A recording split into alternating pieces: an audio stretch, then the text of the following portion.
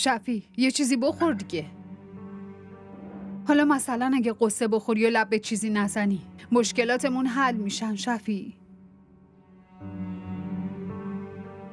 این مشکل فقط با مردن من حل میشه. چرا اینطوری میگی؟ خب چی بگم؟ عروسی نزدیکه.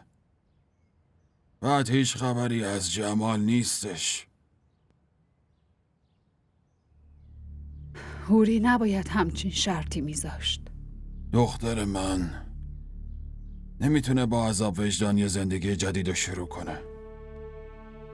هرچی که هست فقط خودش خبر داره. اگه جمال پیدا نشه معلوم نیست هوری چی کار کنه و مردم معلوم نیست چه حرفایی بزنن.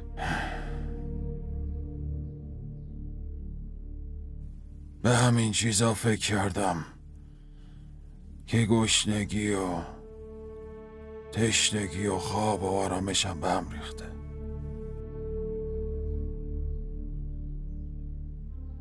شالا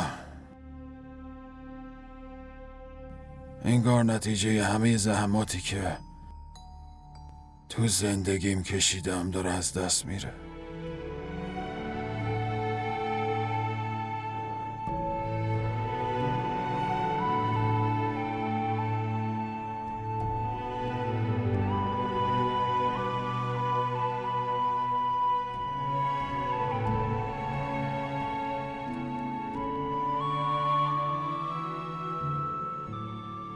از وقتی که تو هیچی نمیخوری باباتم حال و روز خوشی نداره. برای اینکه زندگیش از وقتی شروع شد که تو به دنیا اومدی. تو که میخندی اونم میخنده، تو گریه میکنی اونم. خون داره خونمو میخوره. چطور میتونی با همچین آدمی همچین کاری بکنی؟ وقتی که امتحانه مدرسه و کالج و دانشگاه داشتی شبا اون بیدار میموند. کارنامه‌ات که میومد اون از خوشحالی میرقصید. تو دخترشی، عشقشی، زحمت یه عمرشی. بهش بله بگو، بذار نتیجه زحمتشو ببینه.